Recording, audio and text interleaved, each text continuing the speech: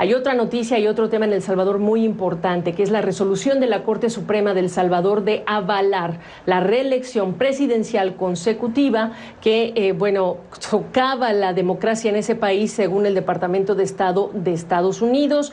No es el único que está alertando, hay otros organismos que advierten el riesgo de que El Salvador se deslice hacia una concentración de poder que ocasionaría una deriva totalitaria. Esas son las opiniones. Hay también en El Salvador quienes están apoyando este cambio y por ello invitamos a Eduardo Escobar. Él es director de la organización Acción Ciudadana para que nos comparta su perspectiva. ¿Cómo estás? Gracias por acompañarnos esta tarde, Eduardo. Yo hice la pregunta en redes sociales y tuve mayormente críticas a la medida, pero también tuve personas que dicen, después del pasado que hemos vivido, este es un cambio que sí queremos. Dicen algunos. ¿Qué me dices? Bueno, gracias por la invitación, un gusto, buenas tardes. Creo yo que en primer lugar habría que mencionar que el presidente Bukele goza de un gran respaldo popular, o sea, hay mucha gente que lo apoya y que le perdona cualquier tipo de pecados que pueda cometer en el ejercicio del gobierno.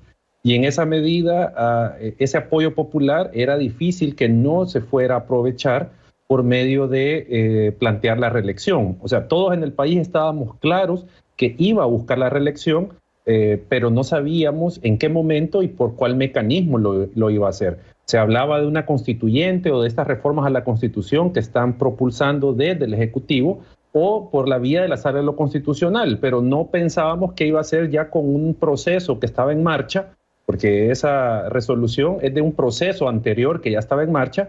Lo que nosotros pensábamos era que iba a copiar la forma de Ortega, de presentar un amparo contra la Constitución, pero no necesitaron eso y lo hicieron de esta manera. O sea, no sorprende de nada este siguiente paso que dio el presidente Bukele, tomándose en este caso la reelección ya y dejándola fija para que él se pueda postular en 2024. Ahora, hay quienes dicen, ¿qué tiene de malo? Hay otros países que tienen lo mismo, pero aquí el precedente es cómo se ha logrado este cambio. Y ya hubo pronunciamientos incluso de la vicepresidenta Kamala Harris cuando estábamos hablando de destitución de jueces, de irrupciones en el Congreso. Es importante recordar el cómo. Claro, y no solo el cómo, hay que recordar el pasado de nuestros países, particularmente de El Salvador, donde hemos tenido caudillos que no han abandonado el poder, o hemos tenido situaciones donde familias traspasan el poder a sus hijos y a sus familiares, luego regresan al poder. Entonces, por eso es que la Constitución de El Salvador tiene prohibido en este momento la reelección inmediata de una persona, y la Sala de lo Constitucional había dejado, la anterior sala, había dejado 10 años de periodo para evitar precisamente las dictaduras, los gobiernos familiares. Eso es lo que había hecho la Constitución. Entonces, junto con esto, hay que ver el tema del perfil autoritario de este gobierno. No estamos hablando de un gobierno democrático, sino que de un gobierno autoritario que está utilizando el poder precisamente para un plan personal o familiar del presidente Bukele. Entonces, creo yo que ese contexto de ninguna manera hay que perderlo de vista. Y además, y con esto cierro esta pregunta, el tema es que Bukele cuando compitió para ser presidente, cuando compitió en la elección y ganó la elección, él sabía que solo tenía un periodo habilitado. O sea, cuando dicen qué peligros hay o qué problema hay con que en otros países hay en El Salvador, pero es que la regla estaba dictada de que no podía reelegirse. Entonces él ya sabía que no había reelección. Entonces todos esos son los aspectos que son cuestionables. En tu interpretación, ¿por qué hasta ahora no se ha pronunciado respecto de este tema, aun cuando entendemos que la narrativa para él, que tiene más de 2 millones de seguidores en Twitter, pues es el Bitcoin, claro? Aquí pueden haber varias razones. Recordemos que el 15 de septiembre es el bicentenario de la independencia del país.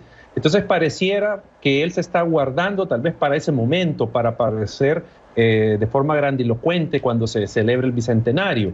Otra razón que puede mostrarnos el silencio precisamente es el tema del Bitcoin, de que él ha bajado el perfil porque hay descontento con esta medida. O sea, la población en varias encuestas dice que rechaza el Bitcoin. Entonces, puede que él esté jugando con eso de no saturar a la opinión pública y esconderse, porque ya lleva varias semanas que no aparece a la luz, en la luz pública. Entonces, también puede deberse a que no se ha pronunciado como para dar a entender de que se está respetando la independencia de poderes y que esa es una decisión de la Corte Suprema de Justicia y no es una decisión de él. Entonces, ya lleva varias semanas el presidente sin aparecer en los medios de comunicación.